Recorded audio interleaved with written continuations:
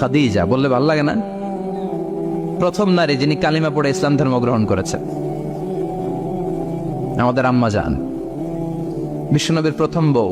25 বছর বিশ্বনবীর সাথে সংসার করেছেন, 3 বছর বিশ্বনবীর সাথে জেল খেটেছেন, শিয়াবে আবি তালেবে। কেমন বউ? জামাইও জেলখানায়, বউ জেলখানায়। বিশ্বনবীর সবগুলো বাচ্চা সন্তান, ছেলে মেয়ে এই মহিলার গর্ভ থেকে এসেছে, একজন ছাড়া, ইব্রাহিম। ইব্রাহিম বিশ্বনবীর আরেক বউ মারিয়ার গর্ভে এসেছে, বাকি সব খাদিজার গর্ভে। যে আমরা ফাতেমা, বিশ্বনবীর কন্যার নাম কি? ফাতেমার মায়ের নাম কি? খাদিজা। সুবহানাল্লাহ। ফাতেমা, রোকাইয়া, উম্মে কুলসুম, জায়নাব, এই 4 জনের মাই খাদিজা। আবার আব্দুল্লাহ, কাসেম, এদের মায়ের নামও খাদিজা। বিশ্বনবীর সব সন্তান এসেছে খাদিজার পেট থেকে। বরকত বেশি না কম? বিশ্বনবী ভয় পেলে খাদিজার কাছে গেলে ভয় কেটে যেত, সাহস যোগাতেন, সেন্টার দিতেন, ছাতার মতো মাথার উপরে দাঁড়িয়ে থাকতেন। আল্লাহু আকবার।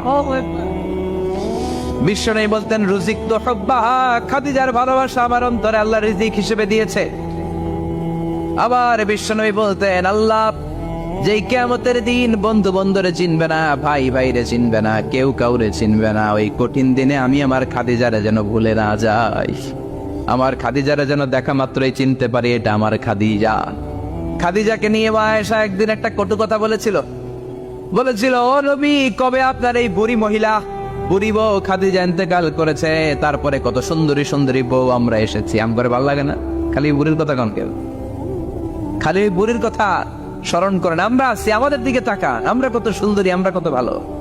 বিশ্বনবী রেগে গেলেন, মা আয়েশাকে এইভাবে ধরলেন। জীবনে কোনোদিন কোন স্ত্রীর গায়ে হাত তোলে নাই, শুধু ওই দিন মা আয়েশাকে এইভাবে ধরেছিলেন আর বলেছিলেন, আয়েশা খবরদার, জীবনে এই কথা বলবা না। আমার খাদিজা আমার বিপদের দিনের সঙ্গিনী, তোমরা আমার সুখের দিনের সঙ্গিনী।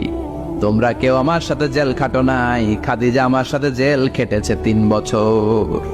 কয় বছর? কি মহিলা ছিল! বিশ্বনবীকে সবসময় আগলে রেখেছে, শেল্টার দিয়েছে, প্রতিভক্ত ছিল। খাবার নিয়ে বিশ্বনবীর জন্য এদিক সেদিক যেতেন, বিশ্বনবী না আসলে খেতেন না। বিশ্বনবীকে কলিজার চাইতো বেশি ভালোবাসতো, প্রতি যা বলবে তাই শুনতো।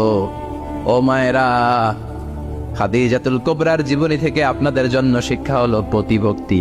কি ভক্তি? এখন প্রতিভক্তি নাই, আমরা করি নারী ভক্তি।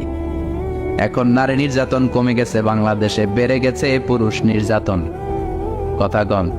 এখন আমরা ভক্তি করা লাগে, আমরা ভক্তি না করলে ঘরে খাওয়ান নাই, এরকম ঝামেলা আছে না নাই? কথা বলেন। মায়েরা, বোনেরা, আপনার স্বামী যদি আপনার উপর নাখোশ থাকে, আপনার ইবাদত আপনাকে বাঁচাতে পারবে না। আমাদের চ্যানেলটি লাইক করুন, কমেন্ট করুন আর শেয়ার করতে ভুলবেন না।